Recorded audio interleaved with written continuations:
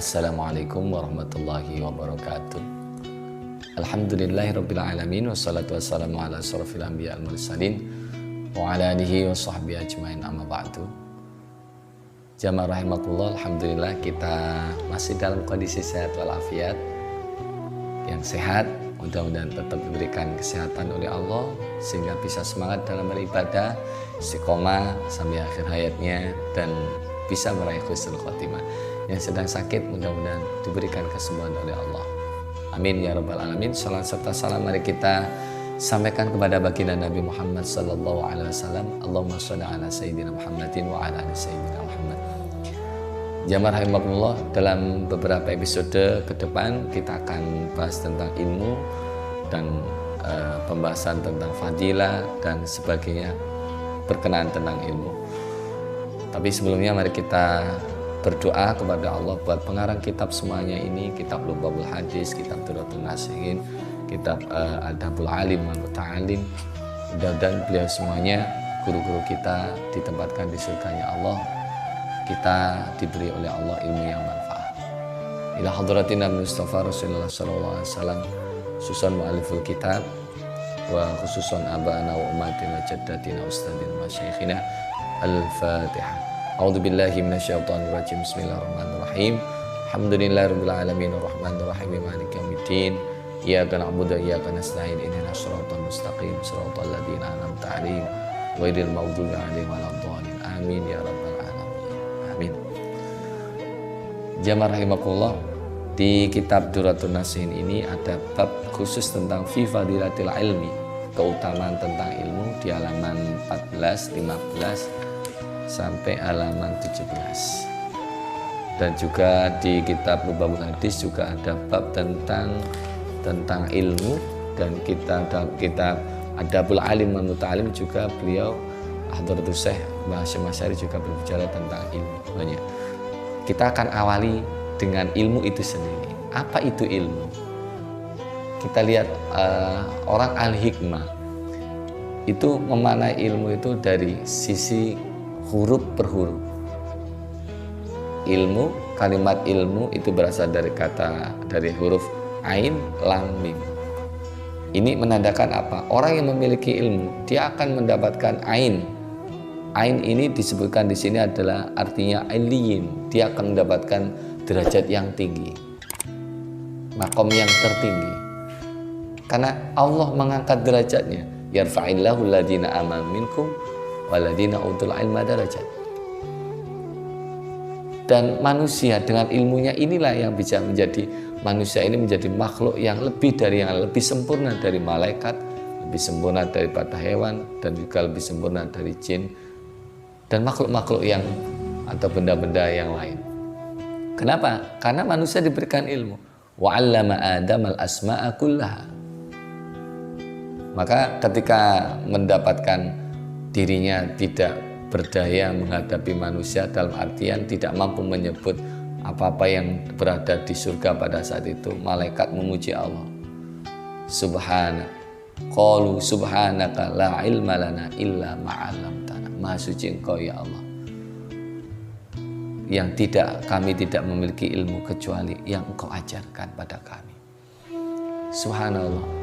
Jadi orang yang memiliki ilmu, tentunya ilmu yang benar-benar diiringi dengan hidayah, diiringi oleh iman, insya Allah dia akan dengan sendirinya derajat akan diangkat oleh Allah. Kalau tidak diangkat di dunia, maka dia akan mendapatkan maqamah, tempat yang tertinggi, tempat yang tinggi di surganya Allah.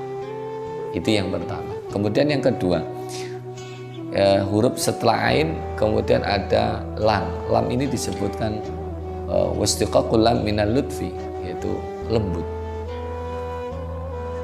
Hakikat orang yang memiliki ilmu sebenarnya kan semakin mengerti, semakin paham, semakin tahu mana yang hak, mana yang batil. Maka di sini dengan sendirinya berjalan dengan pengetahuan yang ada itu, kalau memang diiringi dengan hidayah oleh Allah Subhanahu wa taala, diiringi hidayahnya Allah Subhanahu wa taala, maka dia akan semakin tenang, hatinya semakin nyaman, dan dengan sendirinya ucapannya juga semakin lembut. Dimanapun dia berada, dia akan menenteramkan orang lain, bukan marah. memperkeruh suasana, bukan marah membuat masalah. Tapi orang yang berilmu ini akan menyenangkan orang lain. Subhanallah. Kenapa? Karena ucapannya juga akan lembut. Kalau ada orang yang berilmu kemudian kata-katanya kasar, maka ilmunya tidak akan berfungsi. Itu bukan ilmunya. Ilmunya tidak diiringi hidayah dari Allah SWT. Ilmunya tidak diiringi iman kepada Allah SWT. Dan itu akan menjadi bahaya. Man zada ilman walam yazdad hudan zadallahu ila hudan. Barang siapa yang bertambah ilmu tidak diiringi dengan bertambahnya hidayah, maka dia akan semakin jauh dari Allah. Bukan malah manfaat, tapi semakin mudarat, semakin membahayakan buat orang lain. Naudzubillah, tsumma naudzubillah. Kemudian di sini juga disebutkan yang terakhir itu mim. Mim itu berarti al-mulk, kekuasaan.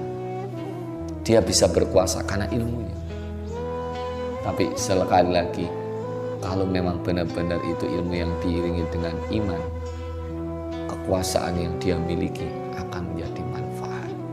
Di sini letak bagaimana Nabiullah Sulaiman ketika ditawari apakah kekuasaan atau ilmu. Nabiullah Sulaiman dalam kitab ini khuyra Sulaiman alaihissalam bainal ilmi wal mulk fakhtara al ilma fa'utiya al ilmu wal mulk. Nabiullah Sulaiman memilih ilmu. Akhirnya Allah memberikan ilmu, dan dengan berjalan waktu maka kekuasaan datang dan Allah memberikan kekuasaan pada Nabiullah Sulaiman.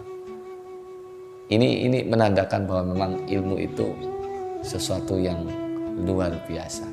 Bahkan orang yang alim atau orang yang benar-benar ngerti, orang yang benar-benar takut kepada Allah, karena dalam Al-Quran innama yakhsyallah min ibadil ulama.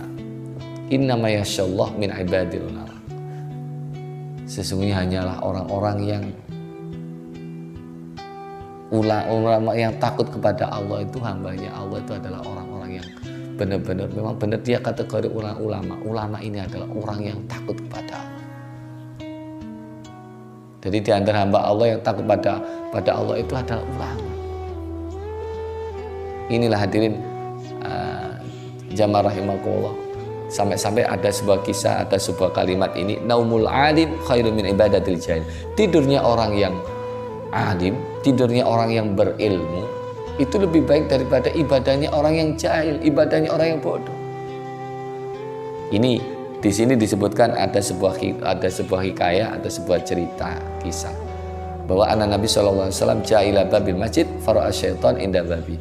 Itu dikisahkan bahwa Rasulullah ketika mau ke masjid, ternyata baginda Nabi melihat setan berada di pintu masjid. Kenapa? Setan ini sedang nungguin orang yang sedang tidur. Padahal di dalam ada orang yang sedang sholat, bermunajat kepada Allah. Lantas baginda Nabi bertanya kepada ini, ya iblis, matas nahuna. Akhirnya dijawab oleh setan atau iblis. Faqala syaitan, uridu an adkhul masjid wa usida sholata hadzal musalli walakin akhafu min hadzal rajul an-naim. Sebenarnya saya ingin menggoda orang yang sedang sholat itu, tapi saya takut dengan orang yang sedang tidur ini. Saya takut dengan orang yang sedang tidur ini. Nah, akhirnya baginda Nabi bertanya, ya iblis, lima lam takhaf min nusalli wa huwa fil ibadati wal munajat ma rabbi wa takhafu minan naim wa fil ghaflah. Kenapa engkau tidak takut pada orang yang sedang sholat? Padahal kan dia sedang bermunajat kepada Allah, dia sedang dekat dengan Allah. Kenapa kamu nggak takut dengan mereka? Tapi justru engkau takut dengan orang yang tidur pulas ini, dan dia itu sedang dalam kondisi lalai, tidak sadarkan diri. Tapi kenapa kau tuh justru takut pada orang yang tidur ini? Apa jawab iblis? Karena orang yang tertidur ini adalah orang yang alim. Kalaulah orang yang sedang sholat itu mudah, itu lebih mudah aku menggodanya. Bahkan untuk merusaknya pun sangat mudah sekali, karena dia adalah orang yang jahilun, orang-orang yang tidak mengerti, tidak tahu syarat rukun sholat, akhirnya melakukan ibadat tanpa ilmu. Tapi sementara orang yang alim ini, seandainya orang yang alim, orang yang tertidur ini bangun, kemudian tahu orang yang sedang sholat itu adalah sholatnya salah, mengingatkan, ini yang saya takutkan. Makanya saya tungguin orang yang sedang tidur ini. Subhanallah. Naumul alim khairum min ibadatil jahil. Tidurnya orang yang alim, orang yang mengerti, itu lebih baik dari ibadahnya orang yang jahil. Subhanallah. Ini sekelumit tentang ilmu. Mudah-mudahan kita yang benar-benar dititipi oleh Allah ilmu ini, benar-benar ilmu kita menjadi ilmu yang manfaat. Mudah-mudahan itu semuanya menjadi tambahan ilmu, tambahan wacana, khazanah keilmuan buat kita semuanya. Saya mohon maaf atas segala khilafan. Subhanakallahumma wa bihamdika asyhadu an la ilaha illa anta astaghfiruka wa atubu ilaik. Assalamualaikum warahmatullahi wabarakatuh.